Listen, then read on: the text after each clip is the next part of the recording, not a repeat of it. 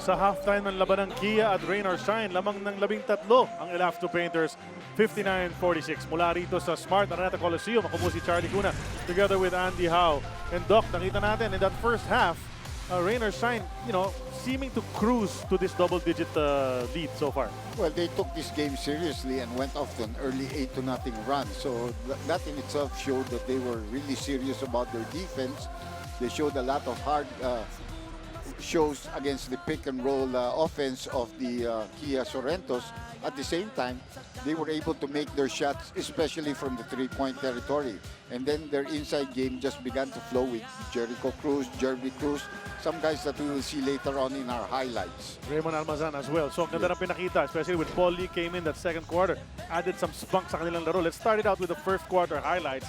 We saw first Jeremy Cruz, the guy who hardly misses, ayun, nakakuha ng three-point play. He started the scoring para sa Rain or Shine. Ang kanya namang kapilido nga na si Jericho Cruz naman, the rookie, able to get a three-point play of his own. Of several of that, they had 5 or 6 of those three-point plays in the first half. T.Y. Tang naman naka-tres mula sa labas.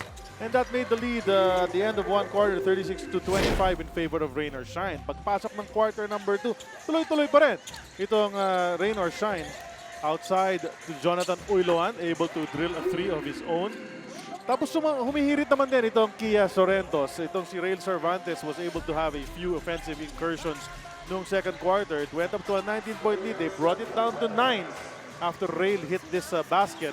Pero sumagot na naman, as he said, Paul Lee at the thick of things, getting a great pass mula dito kay Kinyahan on the run. Another three-point play opportunity pero nabigtis niya ang kanyang bonus free throw on that play. At the half, 13-point lead for Rain or Shine. Look at that, 6 conversions already from three-point territory out of 13. Just a little under 50%. Field goal percentage high at 56.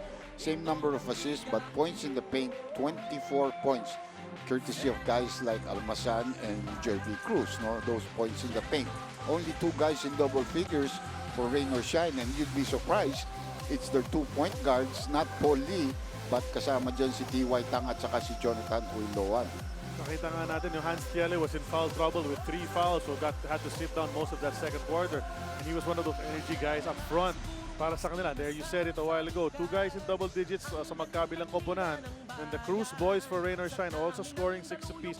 And Tiele, those 7 points were crucial, were important in the first quarter. Pero yun na nga, he had to sit down. Alvin Padilla had 5 points with a 3 of his own noong first quarter. So we see, different guys trying to step up. Itong Kia Sorrentos, you talk about them, he's not here right now. Ito si Manny Pacquiao, ang kanilang designated head coach as well as team captain. He's preparing for his fight. But, if we look at it, he's their inspirational leader, nabanggit mo nga kanina. And he likes to huddle with them and give them some words of encouragement. Well, they certainly need him to help them talk around. And you can see that's by phone here. Hindi siya umayaw. Pagbutihan ninyo mga bata. But very, very capable itong si Glenn Capaccio as a coach. Dapat ma-inspired pa tayo, magandaan tayo, ganado tayo because ang mga fans pupunta dyan para panoorin tayo. Kailangan lang kasi tiwala sa sarili natin. Pag wala natin tiwala sa sarili natin, always ang tira natin. Kailangan may kumpiyansa sa sarili. Importante kailangan yan. Okay, boys?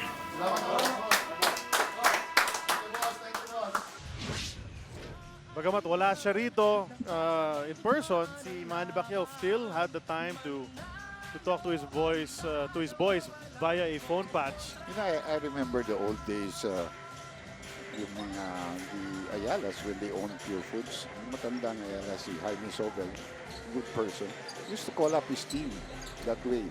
You're talking about the 89, 1991. So communications not as, but he would take the time to call his players, inspired them. Direct dial na ba ng mga panahon na yun, Yeah, Dr. J? O kailangan mo dumampas sa operator? Kaya yata nila yun. Kaya na nila yung Kaya ng Ayala yun. Oo, kaya nila. They can afford that one. Hindi naman call collect yun. Well, I remember those. Even during the time of the Toyota days with Silverio, would do the same thing for his players. But again, that's a longer time past before that. There's a sense of responsibility, of course. Yeah, that's important for the management to show the players that they're always behind you, or their key leaders. Second half, action has begun dito sa Big Dome. At umo-opensa itong Kia Sorrento. Mga nakapula, Chad Alonso, Carl Dehesa, J.R. Buen Suceso, Hans Tiele, and Rail Cervantes ang kanilang 5.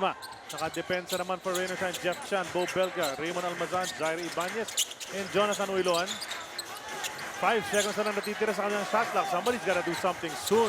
Dehesa had to put it up. Waved off by referee Aquino. Naabutan na ng 24 seconds.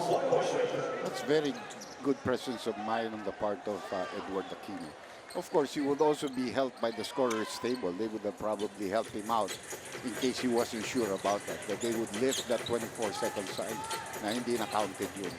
From Dehesa, he knew it. He was under the gun and he did go for the basket. Just a split second late and that was waved off.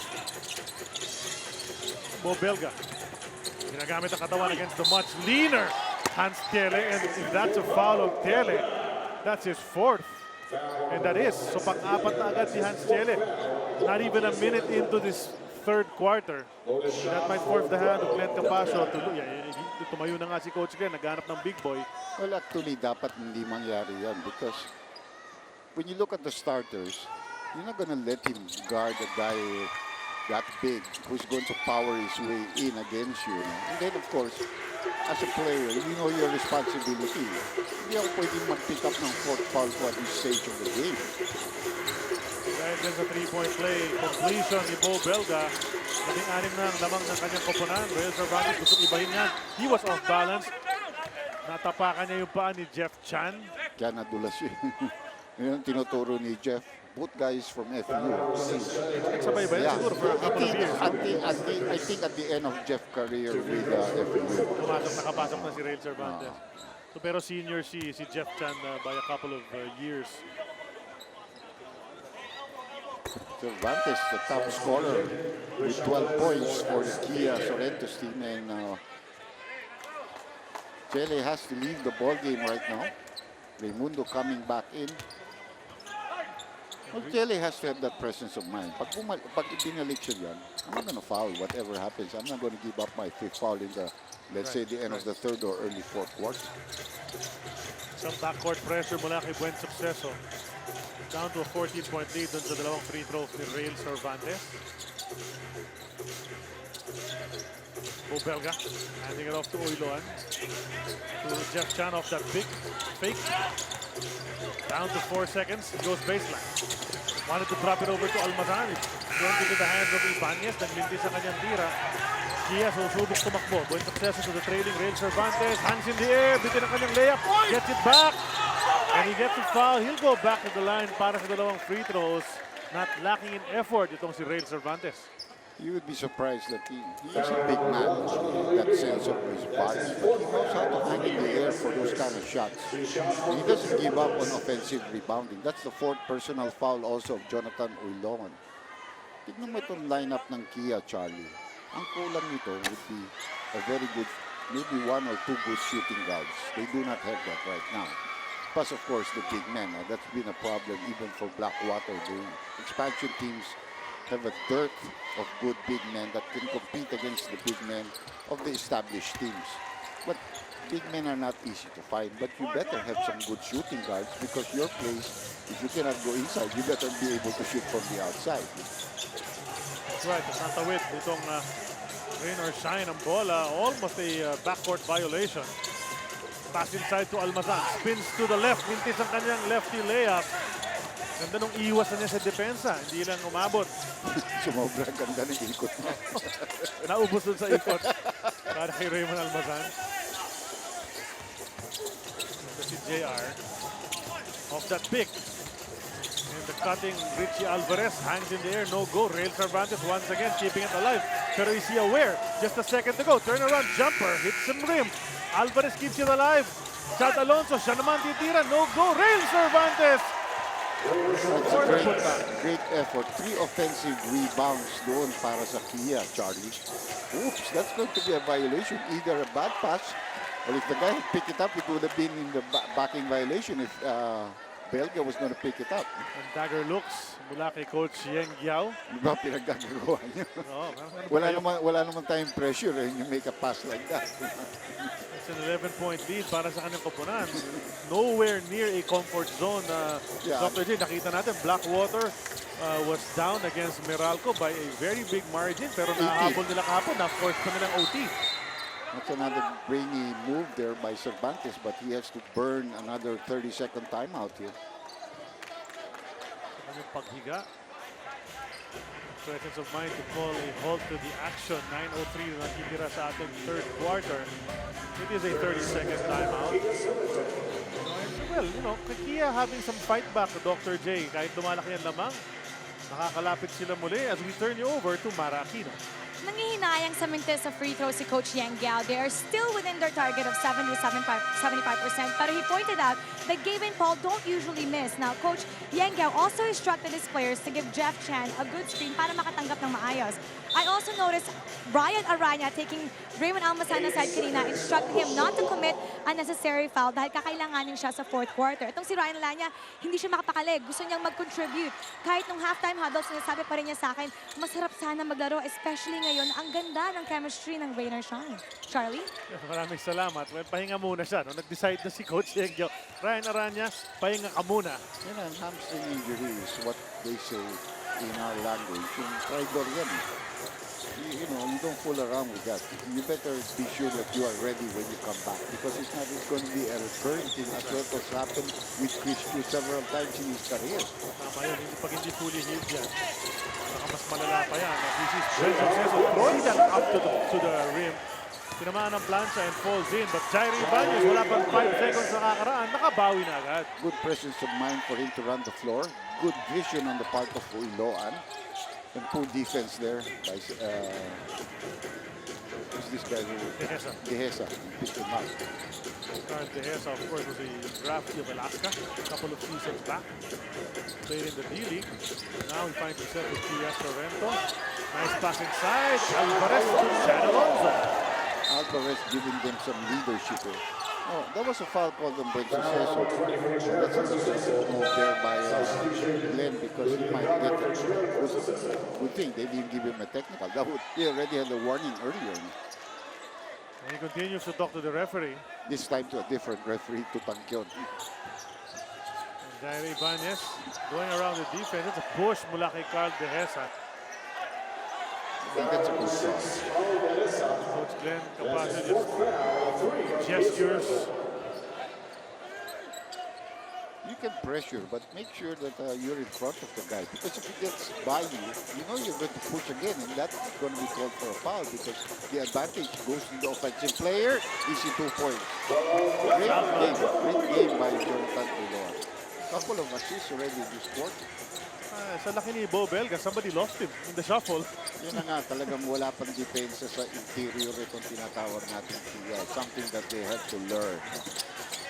Yan mahirap din sa expansion because players think that in the expansion, you want to think only about scoring. But without defense, you cannot win basketball games on this level. Lakas na pass ni Cervantes. Some confusion as to who would catch it. Tipped out by the red shirts as Alvin Padilla comes back into the ball game para kay Coach Glenn Capaccio. Still just an 11-point lead para sa Rain or Shine. Can't seem to shake off Kia Sorrento.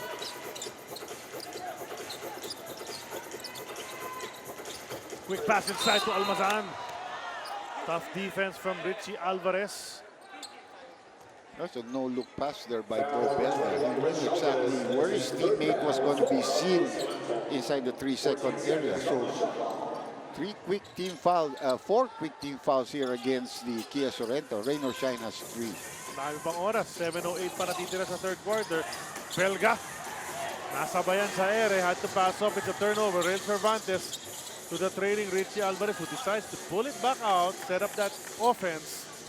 Rich never had the offensive, matter in his brain that he would look for an offensive move right away. He's more of he's not a role player exactly, but he doesn't look to score. He likes to give his teammates the opportunity to score. And also a defensive-minded He fellow. is, and he's a good rebounder. He's still a leaper at this stage. It was a big factor, Dr. G, sa opening day win nila, anchoring that defense inside against Blackwater. Correct. Pero siyempre, Blackwater, walang mga Bo Belga, J.R. Cruz. So medyo Great move. Reyes Cervantes once again.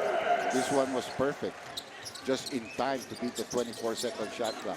Good defense there. That's one good defense against Iloan. Tuloy, si Reyes Cervantes na naman yun. Siya pa nag-start ng fast break, but yun, it's thrown away by Linganay. Jeff Chan magdadala para sa left to painter. Starter step. Nice fake. Drawing that contact. You'll go to the line para sa dalawang free throws. Pero if you look at it overall, it seems that Rain or Shine relax na larong ito. Pero siyam lang ang kanilang lamang with still more than half of the third quarter and the entire fourth quarter remaining. Well, it seems like they think they can turn it on and off against Kia Sorrento. And that they have the depth of the bench to do that. Anong kwento mo tungkol sa Kia, Mara? Sinabihan ni Coach Glenn Capascio ang kanyang koponan to take a breath, calm down. Kailangan nilang maglaro with confidence. Na ngayon, aminado naman ng ilang players sa akin kanina na nangangapa pa rin sila at may konting intimidation playing a team like Rain or Shine. Now, Coach pointed out that they have the right tools, the right players. Kailangan lang better chemistry inside the court. Charlie?